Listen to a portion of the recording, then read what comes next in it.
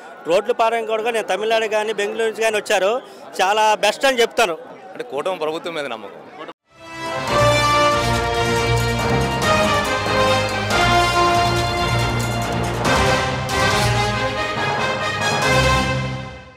బాబాయ్ గారు నమస్తే, మీ పేరేంటి? నా పేరు సింహాచలం సార్. ఓకే, ప్రజెంట్ కూటమి ప్రభుత్వం వచ్చింది, చంద్రబాబు నాయుడు, పవన్ కళ్యాణ్ పరిపాలన ఎలా అనిపిస్తుంది?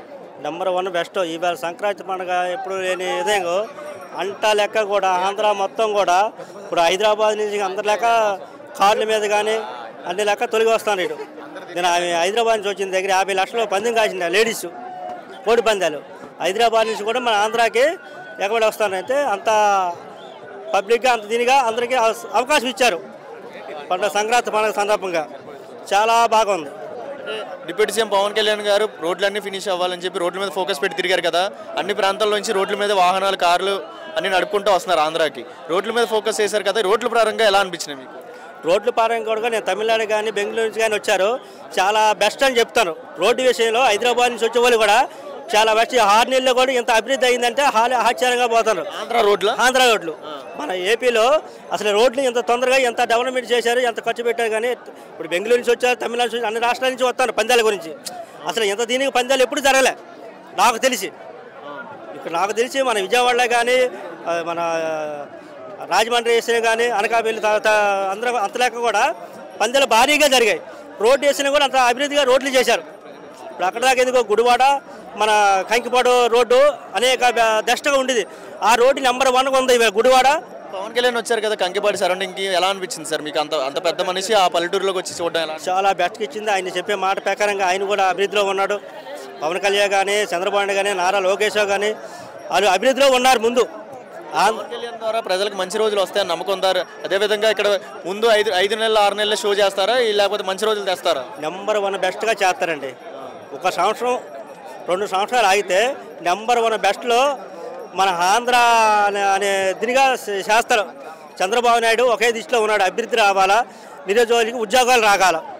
అంటే ఒక సినిమా నటుడు కదా పవన్ కళ్యాణ్, అది ఇది అని అన్నారు కదా, చాలా మంది కాంట్రవర్సీగా మాట్లాడారు కదా. ఉండే మనిషి సినిమా కానీ ప్రజల్లో ఉండే మనిషి, పేదల్లో ఉండి పెదల్లో ఉండే మనిషి. పెదలకు మంచి చేయాలా, పెదలకు ఎంత మెరుగు చేస్తే ఎంత మంచితనం, ఎంతమంది జాబులు వస్తాయి. ఇప్పుడు లోకేష్ కానీ, పవన్ కళ్యాణ్ కానీ, నారా చంద్రబాబు నాయుడు కానీ పెదలకు మనం ఏమి న్యాయం చేద్దాము, ఎంత అభివృద్ధి ఆంధ్ర చేద్దాము, మన ఏపీ అభివృద్ధిలో రావాలని అలా ఆత్రత. అంటే పవన్ కళ్యాణ్ గారు ఉన్నారు కదండి, ఒక పవన్ కళ్యాణ్ అనే వ్యక్తి ప్రతి సరౌండింగ్స్కి వెళ్ళి ప్రతి పల్లెటూరులోకి వెళ్ళి ప్రజలతో మాట్లాడడం, ఒక లీడర్ వెళ్ళి అక్కడికి వెళ్ళి నుంచొని ఎలా మాట్లాడడం ఎలా అనిపిస్తుంది మీకు? ఆయన ఒక లీడర్గా లేరు, ఒక మన వ్యక్తిలాగే ఉన్నారు. పవన్ కళ్యాణ్ ఎక్కడికి వెళ్ళా సరే మన పెత్తరపు తెల్లారు, అక్కడికి వెళ్ళాక సరే మా వల్ల తప్పు జరిగిందని సమాధానం చెప్పారు ఆయన ఒక డిప్యూటీ సీఎంగా.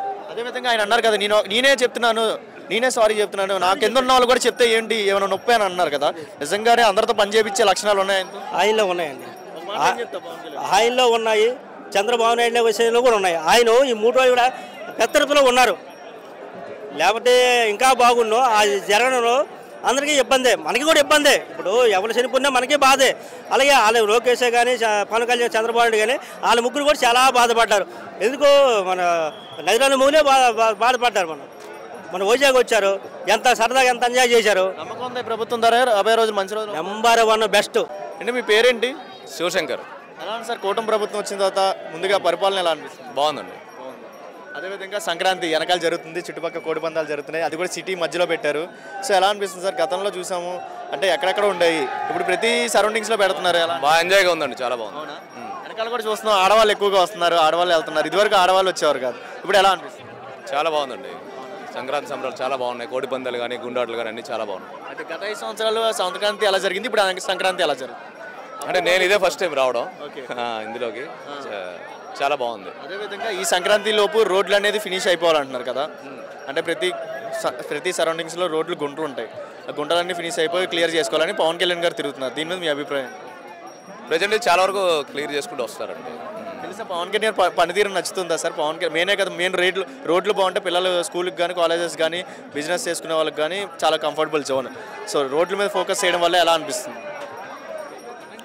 ఫోకస్ చేయడం మంచిదే కదా సార్, పిల్లలు స్కూల్లో అవన్నీ చాలా బాగుంటుంది కదా, ఇబ్బంది లేకుండా వెళ్ళాలి సార్. పవన్ కళ్యాణ్ ద్వారా మంచి రోజులు వస్తాయని నమ్మకం ఉందా? ఎందుకంటే నమ్మకం ఏంటి పవన్ కళ్యాణ్ మీద?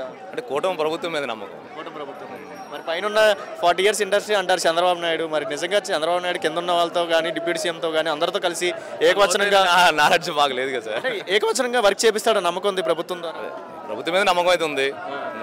అంత లోతైన నాలెడ్జ్ రాజకీయ విశ్లేషణ మాకు అయితే ఇక్కడైతే అంత బాగా నచ్చిందా? బాగా ఉంది. ఆంధ్ర వాళ్ళకంటే సంక్రాంతి 3 రోజులు పండగ అనేది ఇష్టం బేసిక్గా.